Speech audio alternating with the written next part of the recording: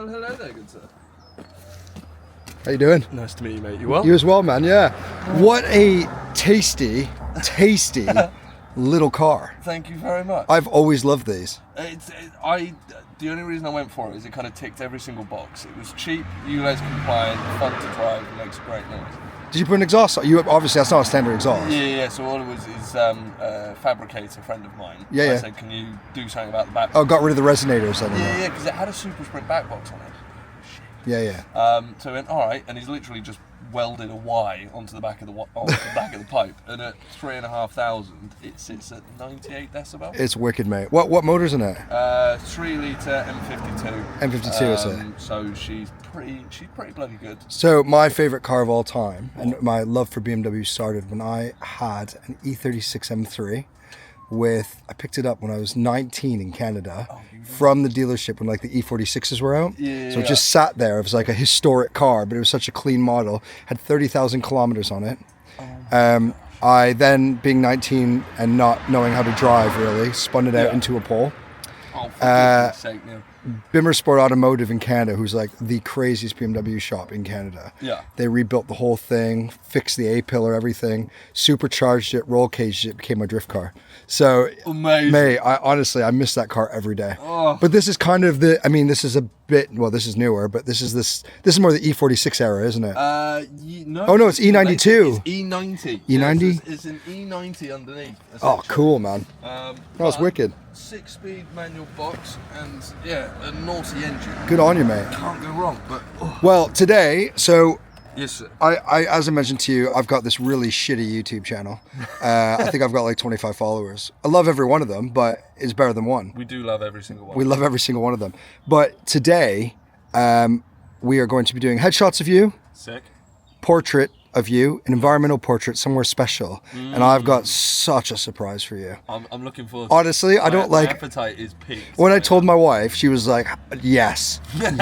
So, we'll get into the studio first, chill out a bit, figure out what outfits you want, talk about what you want exactly, Golden. Get some shots, get some BTS of that, and then at 12 o'clock, we are going to go to where we're going to. All action stuff. And then we'll go grab some food. Gold. Sound, mate. All right, let's do it. Right. Do you want me to grab anything? I should be all right, my darling, but that's very kind of you. Have I got everything? I mean, you do pack light. Wicked. Oh, it's not exactly. I got a giant boot to play around with. Right, well, I'm turning this around. So as I just said, we're going to go into the studio, get shooting really. So, cool. Let's throw some Black Sabbath on the vinyl player and get to it.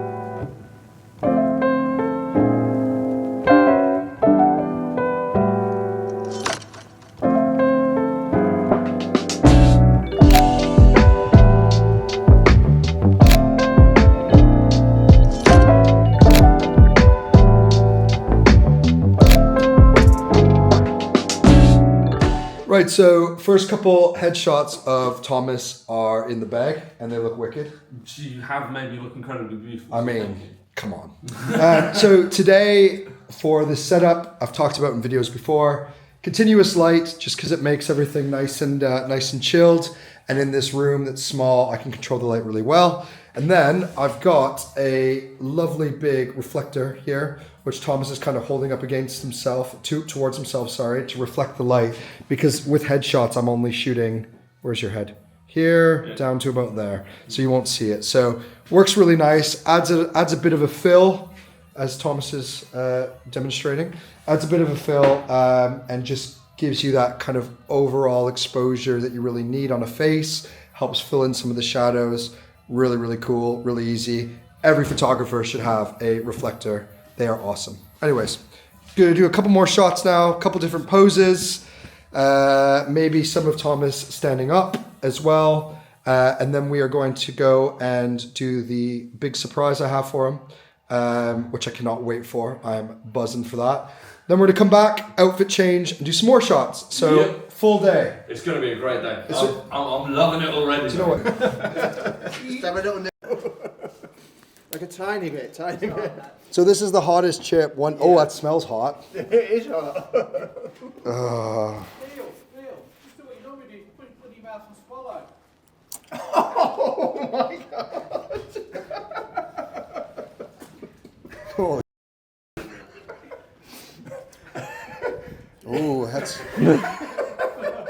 Oh, it's got an aftertaste. Still feeling confident? Oh.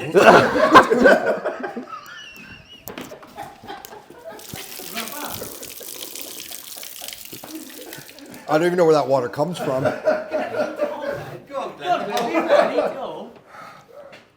Oh, Glenn, shut up.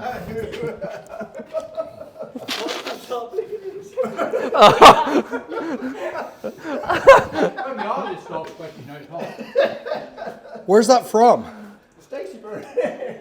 I think it's from, I believe it's from hell. Yeah. You get it off the internet apparently. I don't know. Stacey brought it in. That's not going away anytime soon, man. All right, let's go do the shoot. Oh. Right, so I'm okay now. As quickly as it came, the pain surpassed. That was brutal. Honestly, I don't recommend anyone does that. I am driving on a private road right now. This is why the camera is in my hand. It's actually a driveway, so we're off the main road. Perfectly legal. Perfectly legal. So we're about to pull up. Thomas doesn't know where we're going. I'm not even going to tell him the name. I'm going to let him meet David, the owner of this, and film Thomas's reaction. So I'm going to get off camera. It's going to go back to David and Thomas in a moment. And we will cut to Thomas walking into this amazing place. Oh. So let's see what is going on. I'm loving the look of this setup. I got to turn around. Right. Oh, that was swish. That was Swish, wasn't it? Isn't that a cool camera? Right, It's got all the gear. I know. No idea. So I've got to actually come to the mic here. Okay. So we've come to the car crowd. We've got David here. Hello. And we've got Tom. Hello. We've got other Tom. So Thomas actually doesn't know what he's going to be walking into. Not in the slightest. No. I figured it's the car crowd. Yes, that's it. That's it. about Yeah. So why don't you say a bit about what the car crowd are, and then we'll do the walk. Yeah, we'll do it really quick because it's cold. So yeah, TheCarCrowd is the UK's largest asset manager for collectible cars. So we allow people who own private individuals to own a private collection that we can curate for them, store, insure and maintain, etc. All using our investment thesis. So we look for cars that are fast appreciating basically. So a way to hopefully make some money out of cars rather than what most people do, which is lose money on cars. Quite right. We also have a syndication structure to allow people who want to join together to own the car as well. So you know, sometimes if you can't afford that whole car, that big supercar, we allow people a way to join together to own it, to lower that water level, to get into the car of their dreams. Nice. So that would be a way for me and my brother to actually get into owning something nice. 'Cause Exactly. Unfortunately, I could probably only afford the dust caps on a car these days. But that's it. And if you fall out, because it's all a legal structure, you know, hopefully you wouldn't ever fall out with your siblings. But you know, sometimes that happens in groups of people. Yeah. You know, the legal structure is all there behind it, so that you're able to actually make sure that there's a clear demarcation of who owns what part of the car, etc. Perfect. Love that. So I'll be the man that owns the gearbox. He can own the Yeah, engine. pretty much. Yeah, and you can just share it as you want. Yeah, but we also do that for investment purposes, so people can use the cars if they want on those syndicates, or they can just hold them away and hopefully make between sort of 10 and 15% returns every year as a diversified investment opportunity as well. So rather than gold or whiskey or wine, you can actually now invest into cars as well. Now I'm assuming that inside this warehouse at a location that should never be disclosed, Never there are disclosed. some little toys. Then I'll gather. We have some good stuff. Yeah, we have some good stuff. Why are you guys shaking? Because it's really cold. To be fair, I just had the camera over like this a moment ago because I started getting cold and going like this. So But yeah, let's go. inside Let's go. Come on then. Yeah, let's Let's have a try. look. I want to see. Hold on, actually, let me go in front of you, Thomas. I want to see your reaction. All right. Right, here we go. I love how you. Welcome. Okay. Yes, please. David, what a spot! Yes, so this is one of 3 sheds. We've got just over 12,000 square foot in total. We're about 107 assets under management currently. Wow. This is sort of what we call the supercar shed. So this has got a mix of investment vehicles, but also client vehicles as well. So we've got pretty much everything. If you go on the top row there for even an old 1960s E-Type at the back there. Amazing. Right up to the more modern stuff like the GT3 RS, which is the next syndicate to go on the platform in a couple of weeks' time. Superb. I mean, my eye is immediately drawn to the 355, the Testarossa, and then Yeah. the Escort Cosy. Yeah, Because I am 90s child. Exactly, I am a dirty chav underneath this. Yeah, skin. yeah. I mean, the Testarossa was my Meet Your Heroes car. That's only done 3,000 kilometres from new. What? Yeah, so it's one of the lowest mileage Testarossas globally left. It was in the Crepaldi collection in Milan, sat in their dealership for 30 odd years, and then was bought by a company called the Astri Collection over in Shropshire, and then we purchased it directly from them. It still has all of the original stickers on the wheels. You can see where they do the calibration of the wheels, so the little Right. blue sticker goes on after they do the wheel balancing on the original car. Crumbs. Still has original 80s tyres. Yeah, that's it there, yeah. cars. Yeah, I mean, it's basically a brand new Testarossa. It's actually unregistered as well. So if you were to register this now in the UK, first one. it'd be a 2025 Testarossa, yeah, which would be. Just like Amazing. my Japanese van. I'm the first registered UK owner. Yeah, well, so yes, Love this is a that. zero-owner car, sort of technically, because it's always basically been held in trade, even from in Milan and then here into the UK as well. Do you know, so. when I was a kid, I had two posters. Or sorry, I had one poster on my wall, and it lit up, and it said "Justification for a Higher Education," and it had this car, I think a Countach, and something else, and they were in a garage, basically this rich dude's garage. Yeah. And I've always strived for that in my life. That's But it. now I'm a photographer, and it didn't go that way. So it's quite funny, right? So like back in the days of like when you actually had pin-ups on your wall. Yeah. Like my dad coveted a Testarossa, Yeah. and actually his best friend's dad, was very, very successful, sold the business, bought himself a Testarossa. Nice. But the car that was on my wall was a 355. Yeah. And, a manual 355 has always been my absolute sort of pinnacle of Ferrari. Yeah. You had, obviously, the 360 came in later. Yeah. Apparently was a little bit more twitchy. Nowhere near as pretty in my mind. No, the pop-up headlights got removed, didn't they? I think, and the 360 was much more curvaceous, sort of a bit more of a styling leap, whereas the 355 was kind of the last of the hand-built, last of the pop-up lights. Yeah. Very raw, driving experience as opposed to with the more driver age that the later cars have got on them. And I think that's what's driving values of those cars up, because it's that nostalgia, the poster car, but also it's that raw driving experience that you just don't get now with the modern cars, especially the EV stuff. No, and I mean, the whole point of driving a Ferrari, right, is you're supposed to be a part of the machine, and you're supposed to make decisions about it. And the whole point of a Ferrari, as I have learned, because my friend's got a 550, Okay. lucky little devil, Yeah. is it is the sort of the feeling and the sense that you get of occasion when you're inside the car. Yes. And if you're letting all the computers do that around you, you're not actually getting any sense of occasion. Whereas if you're in one of these and you're actually having to, heel and toe when you're coming down the gears, Yeah. that makes it so much more entertaining and so much more fun. You're And driving it, also- aren't you? It's a driver's car rather than being driven. Yeah. Exactly, and just like even the subtle things, like the noise that the gear stick makes when you're going through the clunk. Oh, Yeah. sweet Mary, Mother of Joseph. But yeah, these are both these are both syndicated, effectively investment cars. So the Testarossa actually is owned by nearly 400 people, believe it or not. Wow. that's one of our Amazing. first ever syndicates. We don't offer it quite so wide now. So we're actually normally about 20 to 40 people are joining together now to own the cars. But the Testarossa was one of our early ones back in 2021.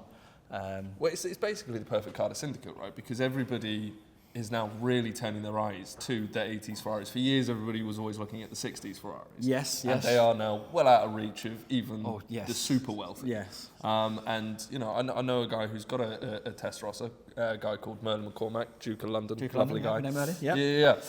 And, Brentford. he drives it like a hero. And I absolutely love that. Only thing I wish is he'd let the engine warm up before he drives it, like in that case. But it's just fabulous to see the love, the care and attention that is now being put into these cars. Yeah. Because for years everybody kind of went, well, I don't want that Ferrari and I want the newest one.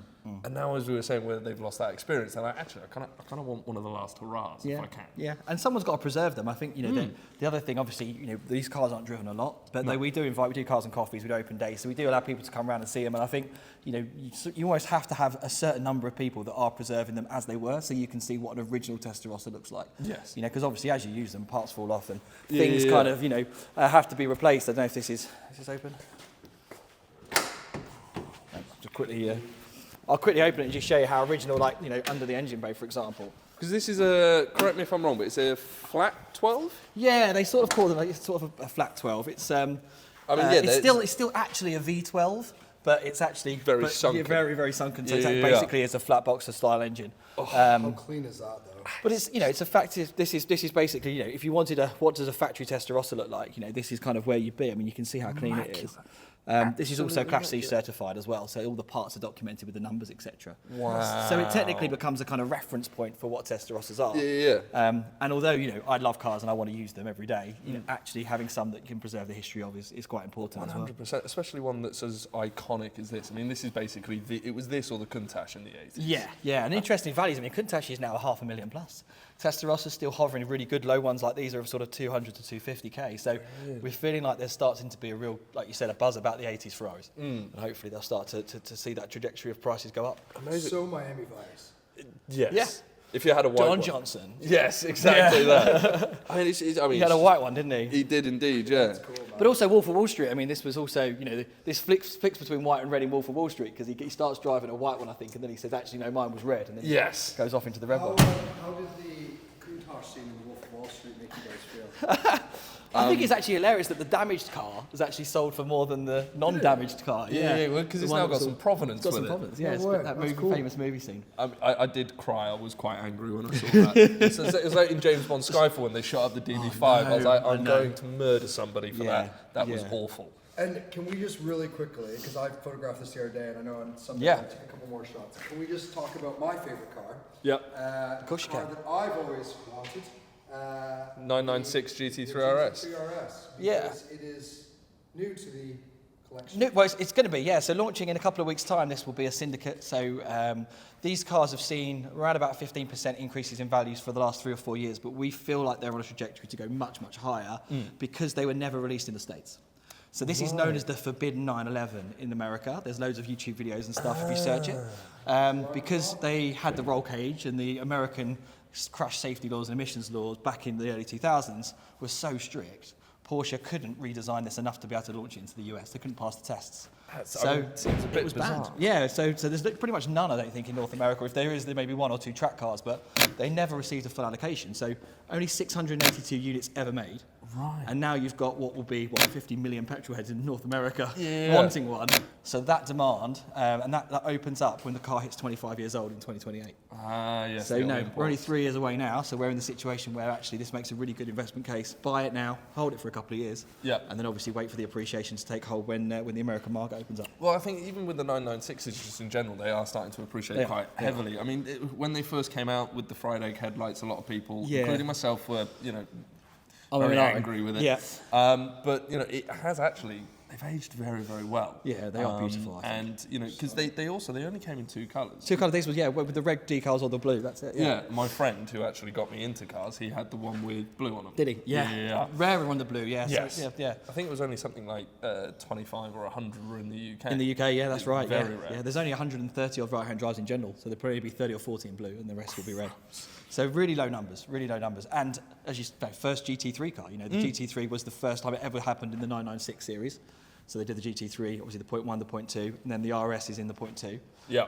And then this then created the trend of what we know now has been 20 years nearly of the GT3 RS is taking over motorsport kind of and 100%. Dominating everything. Well, I mean, this is the OG. Yeah, I mean, Porsches, you go back to sort of the 70s, they were the sports car to have. I mean, they always wanted to try and kill you, and I'm sure this, if you drive the Widowmaker. Exactly. It will still want to try and kill you. But again, it goes back to the driving experience that we're talking with these. A car that wants to try and kill you, far more entertaining to drive. Yeah, right? you're absolutely right. And I mean, just the simplicity of things, like the fact that we haven't got an enamel badge, we've got a sticker. Yes, it's just painted. Well, it's just a sticker. Everything's lightweight. Exactly, lightweight, baby. And they are beautiful. They are nice, aren't they? I mean, carbon wing at the back as well is pretty special. They're also quite small still in the 996. I mean, you look at the brand new ones; they are massive. Yeah, that is Absolutely true. massive. Actually, I mean, cars in general, haven't they? They have got bigger and sort of bigger and more boxy, and I guess this is sort of nimble and lightweight. Like you say, it really is a proper driver's car. 100%. With the scaffolding in the back. It's crazy, isn't it? The cool thing for me about this car, I don't know if you guys can hear me or not.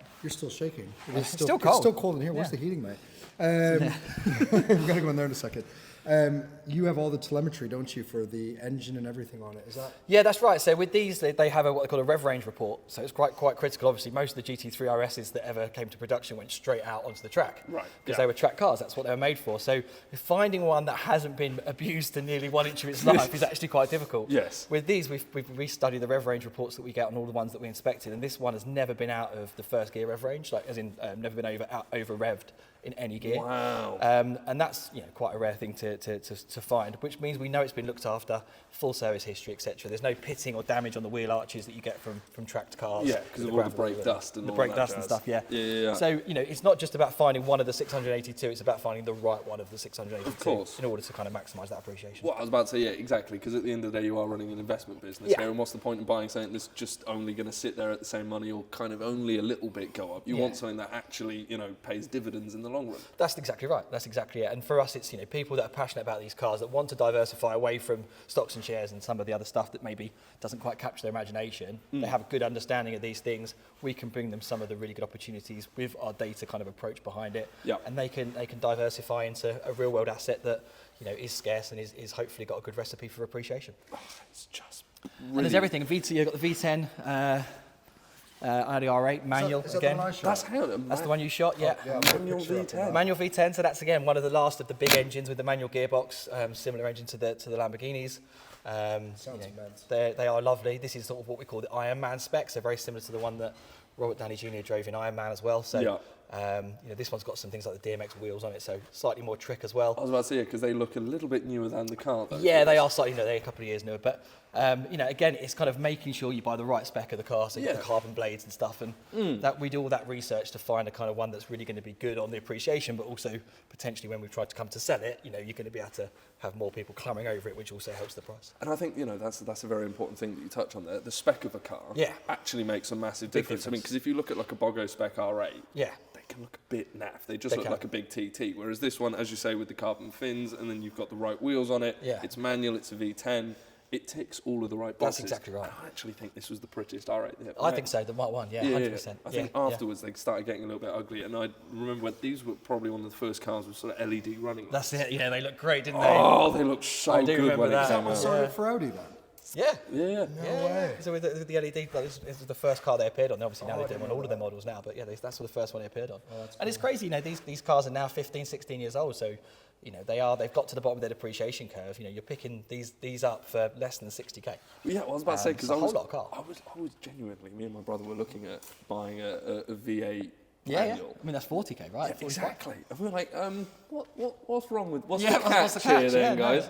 And that's it, you can have miles of miles, you can do 5 to 10,000 miles a year even, and probably still, keep plateaus in terms of valuations. If you buy the right car, that's kind of what we try to do, is to advise people and help people to find a car they can enjoy, but also not lose any money on, which is important. And also, with a car like this, the fact that it is an Audi, Yeah. it will just go on forever. And it's 300 quid to service, for minor services, 300 quid every year, and then maybe a major service you're looking at 700-800. It's not literally the same as my Z4. Yeah, exactly. It's you're not losing your shirt. And then we've got some more modern stuff. I mean, so we also source cars for clients as well, and we do general sort of supercar storage here as well. So we've got a one of one in Verdi Green, the 458 Speciale. Very cool. We've got the Huracan Technica, which is the last rear-wheel drive only. V10. So this would have basically replaced, is it the Balboni? That's it, the Balboni edition, the previous ones from the Gallardo. Is that a wrap or paint? That's paint, again, one of one in the UK, in factory matte. I was about to say, you can almost see where they were going with the sort of updated Huracan with all the sort of the fins around the headlights. You can kind of see where the design style was going. I mean, you've also got a bit of Reventon in it with that. 100%. That's kind of what I was thinking. Yeah, it's crazy. I think the Lambo, I mean, it's obviously what they say, it's like what a car a 6-year-old would draw. It's like, just keep going with all the lines and stuff. Yeah, as Hammond said, it's basically we let the Germans do all the technical stuff, and then we gave it to the Italians to do the designing. Why don't, instead of windscreen wipers, we have lasers? But I mean, these things just come back from a service actually. But again, fantastic car. And we don't, and the modern cars don't really fit our thesis. We got up to about 2008-9. That's when cars kind of stopped being cool. I think it's that modern classic, isn't it, that we kind of call it. However, some of these cars that are very limited edition, low production numbers, etc. If clients want us to find them, we can do that too. So it is horses for courses with these things. There's opportunities whether you're buying 60s cars, 90s cars, or even more modern stuff. There is still a way of buying the right one to try and guarantee future values. Quite right, exactly that. And then we've got the one in the corner. I think it's just worth showing because everyone loves this. Yes, we love an Eleanor. Sorry, we should have uncovered her, Neil. Sorry. Oh, don't worry about it. It's more dramatic when you take off the... We'll uncover Eleanor. I've never actually seen an Eleanor in the flesh. So this is this is an Eleanor. This is what they call a tribute Eleanor. So these are certificated. Okay. There's only, I think, 250 of them. Were actually given the formal certificate by the designer of the Eleanor car for the Gone in 60 Seconds movie. Wow. And this one was imported directly from Detroit. We actually presented this to our client on his wedding anniversary. He bought it for his wife for the wedding anniversary. So I've always wondered, what is the actual engine inside of an Eleanor? It's a 5-litre V8, so they're GT500s, although a lot of the ones for the movie, especially, and a lot of the other remakes are actually GT350s. See, that's where I was always confused. Because basically the GT500s are really expensive, the GT350s are a lot cheaper, But yeah, it has the 5-litre V8. You can see that, actually. Made of pig iron. Yeah, it's not very light, that's for sure. And you've got the Eleanor certificate. Tribute edition Amazing. there. So is it Ford block and then Shelby reworked? Pretty much, yeah. Nice. Breathed upon, yeah. I mean, the trouble with these to drive is it's quite a lot of power, but it's also like a switch with a throttle. So there's no feel. It's like it's on or it's off. And I'm right in thinking it's a live rear axle, right? Live rear axle, yeah. Yeah. So you're Insta death. you're basically sort of sideways very quickly. Yeah. And on skinny wet roads, which is what I drove it back from this place in, it was quite terrifying. And I mean, it's good to see that you've got modern tyres on it, because I was about to say on some old A1 radials cross on plies. Yeah. Sorry? They do like old school radials on They do them, yeah. Yeah, absolutely, yeah. I mean, but yeah. These have got more modern. I think these are normal tyres. If you want your car to meet a tree, run it on radials. Why not? But like, if you'd like to keep it going, I suggest some Pilot Sports. There's probably the way Probably forward. way to go, yeah. Well, And you know about Mustangs, they're everyone's worst fear at a car show, aren't they? yeah. So I've I've actually. to point towards the crowd. So I've got a point on this, right? So all of the people that say, oh, you know, Mustangs, you know, they're uncontrollable, they're this, that, and the other. It's like, no, it's not that they're uncontrollable. It's the fact that they're bad driving, but also an incredibly powerful car driven by people that do not know how to drive. Yeah. They plant their foot, and it is genuinely a race car, and it will just bite. It'll kill. does. It's like the 458. 488. Yeah. Which one? Sorry, that one. No, it is a 458. 458, yeah, 458, 458 Speciale, Pista. yeah. Sorry. You put your foot down in that in anything but a perfectly dry road. Oh, yeah. It will kill you. Oh, yeah. And that's a brand new car full of Yeah, computers. and it's still good. I mean, you've seen so many crashes on YouTube. I mean, there's literally channels dedicated to people coming out of car shows going sideways into trees, right? I mean, 100%. it's such a shame, but yeah, you're absolutely right. And the reason that you can do it in, say, a BMW is because they're designed to go sideways a lot. Sure. And they've also got half the power. Yeah. Right. That's it, isn't it? It's about making sure you understand what your car is capable of, because a lot of people, don't until they're sideways in a hedge. I just don't understand this cockiness of, yes, I can drive it. And this obsession with, if it's got less than 500 brake horsepower, it's not a quick car. No, God, no. On the road, you need 350 max. Oh, yeah, absolutely. Like You can anything never more than use the that, power. and you're asking for trouble. So, I hate to interrupt, Yes, sir. but is that another GT3? I see. Yes, that's GT3. so we've got all the GT3 series in the 9960. So we've got GT3.1, GT3.2, and then the GT3 RS, which is also the .2. Big boy. And actually, the weird thing is the analog, the .1, the first GT3 is much more raw. It's a silver car. It's not actually in this unit, but we have a silver car. And then the black car, that's the .2. There is actually a noticeable difference between the two. Really? Yeah, there's quite a lot of step change upgrades, and you do have a much more mechanical feel, I think, with the second car, more analog with the first. So it is a slight difference, even within those generations, like just a generation of the same thing. And then obviously when you go to the 997, Big step change. and the 997.2 GT3, which is the last one with the actual analog steering rather than the fly-by-wire, I think that's the one that's like deemed the perfect driver's car. They actually like honed the recipe until that 997.2 GT3, either the RS or the 4-litre. Yeah. That's like the ultimate Porsche, I think. Again, it goes back to my point earlier. I personally think that no seriously cool car was made after 2012. 2012. Like, I think. I like that statement. Yeah, that's like, a good one. That's going to get loads of comments. People are going to hate me for it. But Disagree with me. If I think back, probably one of the last like seriously cool cars that you could buy was an SLS. Yes, we think have that- one of them too, yeah. Yeah. Yeah, the gull wing doors. Yeah. I actually saw one yesterday. It was black in Cotgrave. Yeah? And it was mint. I mean, It they're was beautiful. stunning. Yeah, brute of a car. My friend's got a dark blue one over cream interior. Oh, yeah. And he just uses that on like a summer's day, just takes it out for a bimble. That's a lovely combo as well, that. It's the perfect combo. That's For me, it's green over tan or blue over cream. Yeah. Those are just the perfect colour combinations. Yes, I mean, I know Merlin, going back to the Duke of London, has make green great again, I think, Yes. or something, isn't it? Yeah. So I've seen he's got a few of those green over He's tan. got, I think he's got a Ferrari, he's at 400? 400i, yeah. Yeah, and that's green over tan, and that's It's proper royalty wafting around in that's for sure. quite right, exactly that. And then all the 3 Series Ferraris down here, I mean, most of them undercovers, but there's a 550 at the end, I think. Then we've got the F8s, we've got the 360. Yeah. So 360, I think, if I'm going to pick this right. This is always a difficult game, isn't it? Yeah, there you go. Yeah, nice. So there you got much more of the swept headlights. They lost that pop-up light thing. It is a much more curvaceous car, but it depends. if you love it, I don't know. I mean, don't get me wrong. The 360, the one that had sort of the blacking out around the lights. I don't think that was the challenge to Gisali, but it was like the sort of one up from base. Yeah. Possibly one of my favourite looking Ferraris. Don't get me wrong, I think it is an incredibly beautiful car, but it's a very different driving experience to the 355. Yeah, it is. And then the 430 was a complete revolution, and then the 458, basically, many people will champion that, saying that was peak. And last of the naturally aspirated Ferraris before the 488 with the turbochargers. Exactly. Is that For one sure. manual? Sorry. They're all manuals. We don't buy autos. Oh, I didn't know. They do not. They did, yeah. They did the F1 gearbox. What's this? 355 again? Oh, it's just you. That's a Spider only do 355. manuals. This isn't 348. We only look at manuals from an investment perspective because the flappy paddle gearboxes, especially in early Ferraris, were pretty poor. I was about to say, The in F1 and the that, 355. apparently they were terrible. Very much similar to the Aston Martin Vanquish of the day. Apparently it was just like a Victorian train crossing. And the fact that you've got the 355 in yellow. This is the as well. 348. So this is the one. 348. This is the one I wanted to show you. So this is my favourite, I think, of the sort of 90s Ferraris. I just trying to uncover a little bit. Sorry, Neil, get out of the way. Yeah, so this one, you've got the fins from the Testarossa. Yes, so you've got a you bit more do. design cues in the 355, which went a bit more sort of curvy. Is this the one in the corn video that they threw off the cliff? Not this exact car, no. No, not this one. No. Yeah, don't worry, they didn't fling this one off the cliff. No, this one's This one's a solid investment. This one's okay. I have to say I'm not a fan with corn as a When band. I was a kid, I was all over that. Was that- In one of the music videos, they threw a Ferrari. You could tell it was like a kit car because underneath was all solid. But yeah, I think it was either this or I don't know what it was. Maybe a Testarossa. I'm not sure. But this is basically called the baby Testarossa because it Yeah. is that small thing. But again, these were changing hands for in the teens. Yeah. 20,000s. They're now looking at close to 80k. Really? Yeah. For a good one, hell. you'll be looking at sort of 50 to 80k depending on the mileage and the history and stuff. But I love the color. yeah, I mean we mainly do red as you can see. I'd But love a Ferrari in a yellow. Man. See, that's the thing, is if I had a Ferrari, I'd have one in yellow. yeah, I Yeah, think I in yellow they agree, look great. I agree. I mean the 355 in yellow is the rock spec. That's what's the rock. It's just a beautiful, beautiful. But I do feel like the 348 for me is like that's the wedge with the Testarossa fins. It's like it's just got a little bit of everything that makes Ferrari, really sort of stand out. And again, obviously only in manual.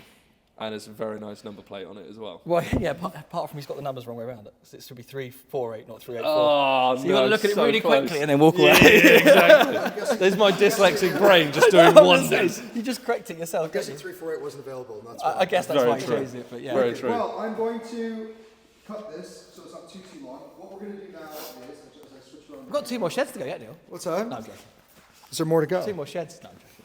Yeah, we'll go into the other sheds actually, because I think Thomas could do a video for you as well. We can go check out some of the other stuff. You can definitely. And I, however, am going to set up either this unit or one of the other ones, take a couple portraits of Thomas, which is what we are actually doing today. I kind of forgot that. I was like, I'm in the toy store. This is I knew. So was I right on the surprise? Are you excited? very good. I I'm thought absolutely you'd loving like it. this. Thank I you thought very you'd like much, this. sir. But I will, set this up, do a little BTS of me shooting Thomas, not with the gun, with the camera, and then maybe we'll get a couple more. Probably get more views. Well, so it's not on the dark web. Yeah. But yeah, anyways, so we'll get to it. Really cool of David to let us stop by. And we will, I don't know, keep walking around, taking some shots and see where we get to, really. I'm really crap at presenting.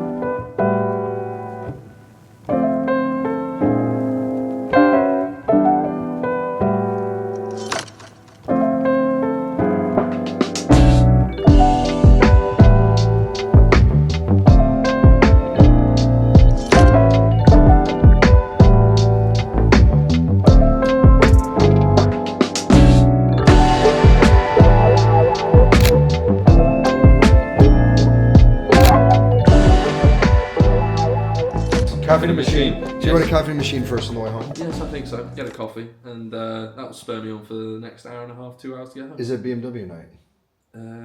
If not, I don't care. I'll just turn up and make some noise. They'll just make you park in the back away from everyone. Just with all the plebs. Yeah, with all plebs.